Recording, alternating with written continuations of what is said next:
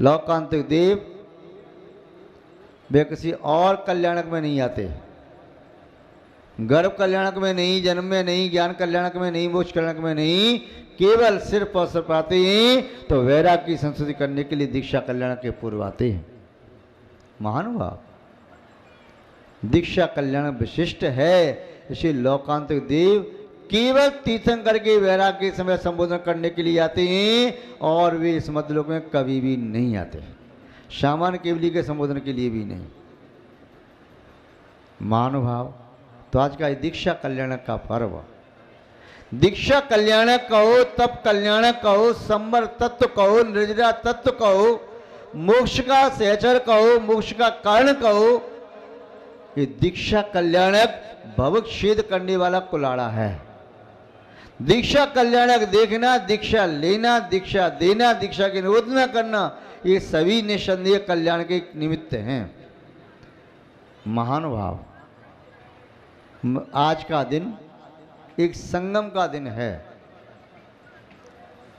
आज का दिन संगम का दिन है, जहां राग और वैराग का युद्ध होगा और राग पराजित हो जाएगा, वैराग जीत जाएगा। कल संध्या काल में आपने तीर्थंकर बालक की बाल क्रीड़ा देखी, परसों और नरसों गर्भ का संस्कार आपने संपन्न किए। आज भी ये तीर्थंकर बालक राजकुमार अवस्था में हैं, वृद्धि को प्राप्त हो रही। उनका वैभव देखेंगे, क्या वैभव था उनके पिताजी का, क्या वैभव था। राज्याभिषेक देखेंगे, वे दो कन्याओं के साथ पाणी के संस्कार करेंगे, वे भी देखेंगे किस प्रकार वंश की वृद्धि हुई, वर्तादि स्वपुत्रों का जन्म, ब्राह्मी आदि दो कन्याओं का जन्म, राज्य का विस्तार, ये सभी देखेंगे।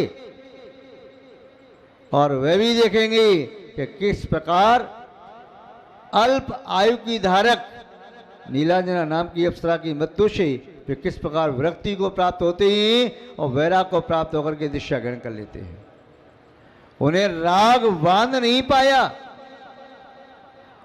उनका राग उन्हें जला नहीं पाया, उन्होंने राग को ही शांत कर दिया। राग की आग को वैराग के जल से, वैराग की मूसलाधार वर्षा से राग की अग्नि को शांत कर दिया।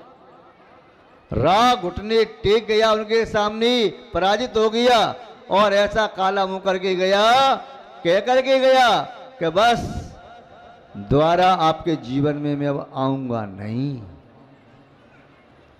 आज का दिन ही है जब राग और वैराग का युद्ध होता है और इसमें नियम से वैराग की जीत होती है, राग पराजित हो जाता है, अनंत काल के लिए चला जाता है, फिर जीवन व आत्मा में राग कभी नहीं आता। वैराग ऐसा आता है कि अपने समस्त वैभव को, आत्मा के समग्र वैभव को, सभी गुणों को प्रकट करता चला जाता है, प्रकट करता जाता है और सिद्धालय तक पहुंचा देता है, अनंत काल तक सिद्धालय में ठहरा देता है। उसका प्रारंभ होता है तो वैराग से होता है, दीक्षा से होता है, आज से ही होता है। सम्यक्त को प्राप्त करके भी जीव अर्ध पुद्गल परावर्तन काल तक संसार में परिभ्रमण कर सकता है और अर्ध पुद्गल परावर्तन काल का आशय है असंख्यात उत्सर्पणी अवसर्पणी अनंत काल। किंतु दीक्षा लेने वाला व्यक्ति एक बार मुनि दीक्षा स्वीकार करता है तो जीवन में ज्यादा से ज्यादा वह 32 बार मुनि बन सकता है, 33वीं बार मुनि नहीं बन सकता। यदि भटक जाए तो 32 बार, जिससे ज्यादा नहीं। महानुभाव, यहाँ प्रताप नगर में धर्म का अनुपम प्रताप है।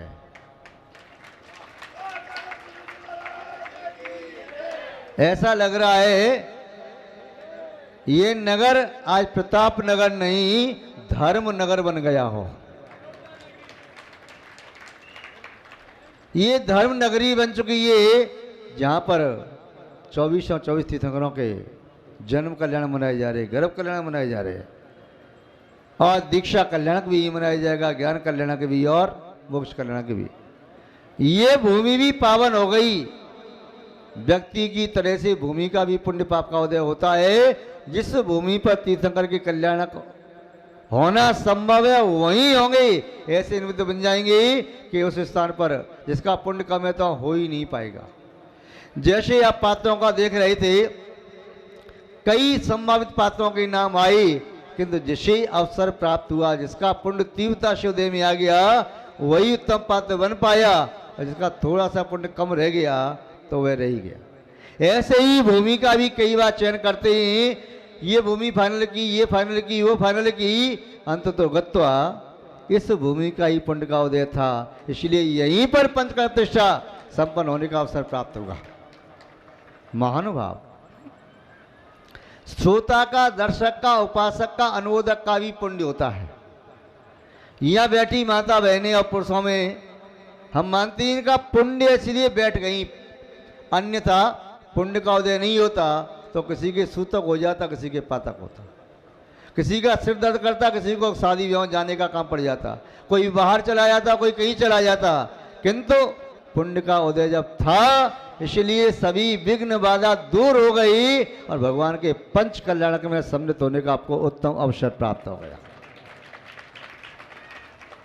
पंच कल्याणक तो बहुत होती, बहुत देखी, किंतु इतने निकट से जीवन में पहली बार ही पंच कल्याणक देखने का अवसर लोगों को प्राप्त हो रहा है।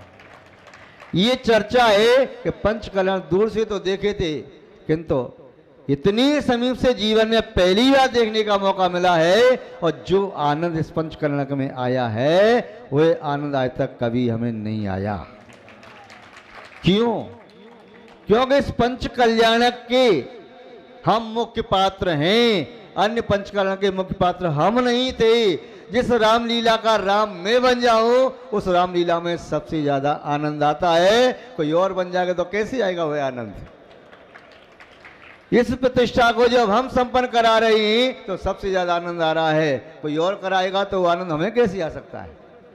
तो महानुभाव, ये कार्यक्रम निस्संदेह जैसा सोचा था, सब लोगों के मुख पर एक ही बात है, जैसा सोचा था उससे कई गुना यह कार्यक्रम ऊंचाइयों पर जा रहा है।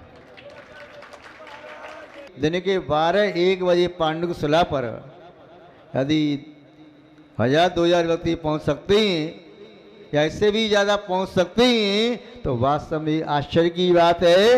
ये आपकी निष्ठा का प्रमाण है, भक्ति का प्रमाण है, श्रद्धा और समर्पण का प्रमाण है कि आपको गर्मी दिखाई नहीं दे रही, आपको वह भगवान का पंच कल्याण का मौसम दिखाई दे रहा है, जन्म कल्याण दिखाई दे रहा है। और मैं तो यहाँ के प्रशासन को भी आशीर्वाद देता हूँ कि आपके पुण्य के उदय से माननीय महापौर विष्णु जी, क्या ना विष्णु जी,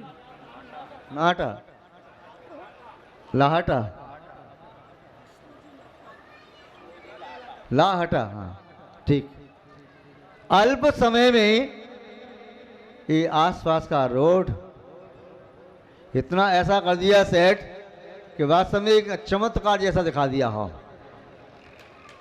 और ये चमत्कार हो क्यों नहीं, जब इतने लोग शुद्ध भावनाओं से लगे हैं और आपकी भक्ति को देख करके तो प्रकृति भी आनंद मना रही है। 11 तारीख को आपके यहाँ पात्रों का फाइनल हो गया था, पंचकर्ण का फाइनल हुआ, पत्रिका छपने चली गई। 11 तारीख से लेकर के आज तक चाहे डेली 2 बूंद पानी की आ रही हो, किंतु नित्य पानी की 4 बूंद आ रही हैं। मौसम इतना अच्छा बन गया है, न हमने न आपने कोई कल्पना नहीं की थी कि ऐसा मौसम बन सकता है। बिना बुलाए पवन कुमार देव चले जा रहे हैं, बड़े रोष के साथ, कभी जोश के साथ, और कमेटी वाले पहुंचते हैं, महाराज जी आंधी आ रही है, बादल काला हो रहा है, मेघ आ रहे हैं, कहीं सूर्य उदित हो रहा है। इतना बड़ा कार्यक्रम कराओगे, देव नहीं आएंगे तो बताओ कौन आएंगे? आएंगे वो तो, उनको भी भक्ति करने का अधिकार है, वे भी भक्ति कर सकते हैं, वे भी पुण्य कमा सकते हैं। तो महानुभाव, प्रकृति भी आपका पूरा साथ दे रही है। जैसे प्रतापनगर की समाज तन से, मन से, धन से पूरा आपका साथ दे रही है, प्रकृति भी आपका वैसे ही साथ दे रही है। पूरा जयपुर समाज आपका साथ दे रहा है।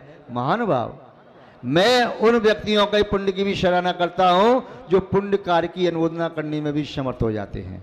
वे भी वास्तव में आशीर्वाद के पात्र हैं, जो इस व्यवस्था में किसी भी रूप से सहयोगी हैं, चाहे मन से, चाहे तन से, चाहे धन से, चाहे अपना समय लेकर के जैसे भी सहयोगी बन रही हैं, वे सभी निस्संदेह पुण्य का तो अर्जन कर ही रही, आशीर्वाद के भी पात्र हैं। और मेरा मन तो कहता है वास्तव में वे सभी निकट भव्य हैं, इसलिए पुण्य का कार्य संपादन कर पा रहे हैं। अन्यथा जिसे संसार में दीर्घ काल तक परिवहन करना है, ऐसा व्यक्ति पुण्य के कार्य में समय नहीं निकाल पाता।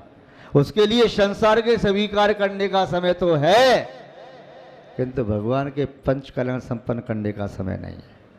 आपके पास वह समय है, इसलिए आप पुण्य आत्माएं, महान भाग्यशाली हैं।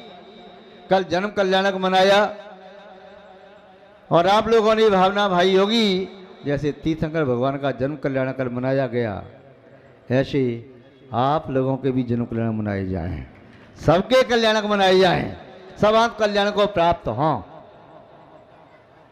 और आज जैसे भगवान का दीक्षा कल्याण संपन्न हो, आपकी भावना भी बने कि आप भी उसी तरह से किसी वम में आप भी दीक्षा को प्राप्त करके आप कल्याण कर सकें।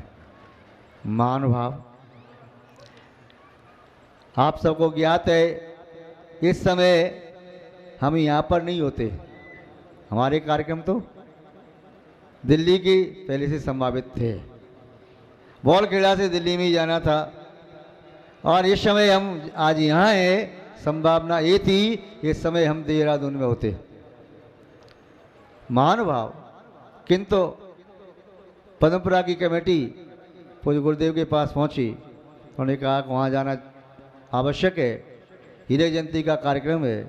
तो पद्मपुरा के कार्यक्रम के निमित्त से जयपुर को भी अवसर मिल गया।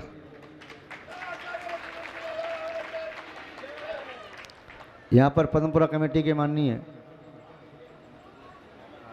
महामंत्री हेमंत जी सोगानी जी, राजकुमार जी कोठारी जी भी, और भी कई लोग उपस्थित हैं। उस भीषण गर्मी में जो पद्मपुरा का कार्यक्रम आज संपन्न कराया, निस्संदेह ग्रीष्म काल में व्यवस्था बनाना वास्तव में बहुत मुश्किल होता है। मौसम अनुकूल हो, नवंबर, दिसंबर, जनवरी, फरवरी व्यवस्था बनाई जा सकती है, पर मई जून में कोई कार्यक्रम संपन्न करना बड़ा कठिन होता है। 5 दिन का कार्यक्रम नहीं बल्कि 10 दिन का कार्यक्रम हुआ, बहुत अच्छा कार्यक्रम रहा, प्रभावनापूर्वक कार्यक्रम संपन्न हुआ। और यहाँ पर भी एक छोटी सी टीम ने,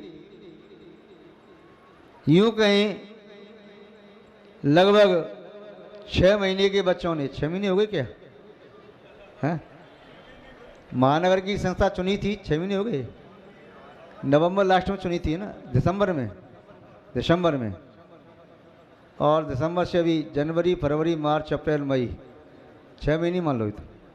लगभग 6 महीने के बच्चों ने इतना बड़ा कार्यक्रम कर दिया। 6 महीने के बच्चों ने 6 दिन का पंचकांत संपन्न कर रहे हैं, बहुत बड़ी आश्चर्य की बात है। इसी प्रकार से समाज का प्रोत्साहन मिलता रहेगा तो मुझे उम्मीद है कि जिन शासन की ध्वज को भी बहुत ऊंचाइयों तक पहुंचा सकते हैं। संस्था की सभी पदाधिकारी पंथवाद, संतवाद, ग्रंथवाद सबसे दूर और बाल बाल के चक्कर से दूर, ये संस्था एक जैन की संस्था है, धर्म जागृति संस्था है। एक संस्था न किसी भगवान के नाम से जुड़ी, न किसी चित्त के नाम से जुड़ी, न किसी शास्त्र के नाम से जुड़ी, न कोई पंथवाद से जुड़ी, न किसी एक साधु से जुड़ी, न किसी एक बाल बाल से जुड़ी। ये संस्था पूरे भारतवर्ष की जैन समाज की संस्था, ये धर्म प्रभावना का कार्य कर रही है। आपकी जयपुर महानगर की संस्था भी इस कार्यक्रम में अपना जो सहयोग योगदान प्रदान कर रही है, इनसे भी अपेक्षा की जा सकती है भविष्य में ये भी अपने कीर्ति स्तंभ स्थापित करें, प्रभावना के, पत्थरों के नहीं, प्रभावना के कीर्ति स्थापित करें, जिससे भविष्य की पीढ़ी भी प्रेरणा प्राप्त कर सके। ऐसे ही कार्यक्रम समाज करती रहे, जैसे समाज में प्रेम और वात्सल्य की वृद्धि होती रहती है, समाज में समृद्धि और संपन्नता बढ़ती है, समाज अपने कर्तव्यों के बारे में जागरूक होती है और समाज जैन संस्कृति का संरक्षण संवर्धन कर पाती है। जिस समाज में कार्यक्रम होते रहते हैं वह समाज सदैव हरी भरी रहती है, फली फूली रहती है। समृद्ध रहती है, उसमें वृद्धि होती रहती है। जहाँ समाज में कार्यक्रम नहीं होते हैं तो शनई शनई वह समाज ग्रीष्म काल के तालाब की तरह से सूख जाता है। जैसे ग्रीष्म काल में तालाब सूख जाता है, समाज भी सूखने लगता है। कई स्थान ऐसे ही जहाँ पर वर्षों वर्षों तक कोई विधान कार्यक्रम आदि संपन्न नहीं हो पाते, साधु नहीं पहुँच पाते। किंतु प्रतापनगर की समाज एक ऐसी समाज है जहाँ पर प्राय के साधुओं का सहज भी आगमन हो जाता है। प्रतापनगर की समाज चाहे प्रार्थना करने पहुंच पाए या ना पहुंच पाए, ये अलग बात है, किंतु कई बार उन्हें सहज भी शांत मिल जाता है। पहुंचने का प्रयास तो करती है, हमारे पास तो आई थी, ऐसा नहीं है। ये तो लोग सोचेंगे महाराज जी ये प्रतापनगर की समाज मीरा मार्ग भी गई थी, बीच में 1-2 जगह और भी पहुंचे थे, अभी पदमपुरा भी पहुंची थी यहाँ की समाज। और अच्छी भावना है। सबसे बड़ी विशेषता मुझे यहाँ की ये लगी कि पूरी समाज एक परिवार की तरह से दिखाई देती है। आज तो प्रतापनगर की समाज में कहीं कोई राजनीति छलकपट कोई और दूसरी भावना दिखाई नहीं देती। ऐसा लगता है पूरा समाज एक परिवार हो। महानुभाव, जिस समाज में ऐसा प्रेम और वात्सल्य, एकता है, नेकता है, कर्तव्य के प्रति निष्ठा है, अपने गुरुओं के प्रति सम्मान समर्पण का भाव है, वो समाज में उन्नति तो सहज में होगी ही होगी, उसे कौन रोक सकता है। अधिक न कहकर के मध्याह्न काल में भी कार्यक्रम है। मध्याह्न काल में तप कल्याण के कार्यक्रम, आप सभी लोग साक्षी बने तप के, वैराग्य के, और अपने परिणामों को निर्मल बनाएं, विशुद्ध बनाएं। ये भावना माएं, अंतर्मूर्त का परिणाम भी संसार विच्छेद का बीज तुम्हारी आत्मा में डाल सकता है। अंतर्मूर्त में भगवान की दीक्षा के साक्षी बनते ही हो सकता है वह संस्कार तुम्हें भी कभी तीर्थंकर बनाने में समर्थ कारण बन जाए। इसलिए मैं आप सबको पुनः पुनः आशीर्वाद देता हुआ अपनी शब्द श्रृंखला को यहाँ विराम देता हूँ। और ये प्रक्रिया पंचकर्मा की यहाँ चल रही है, इस प्रक्रिया से अपने कल्याण के सूत्र अवश्य स्वीकार करें। यही इस पंचकर्म की सफलता और सार्थकता है। इसी के साथ मैं अपनी शब्द श्रृंखला को विराम देता हुआ आप सबको पुनः आशीर्वाद देता हूँ।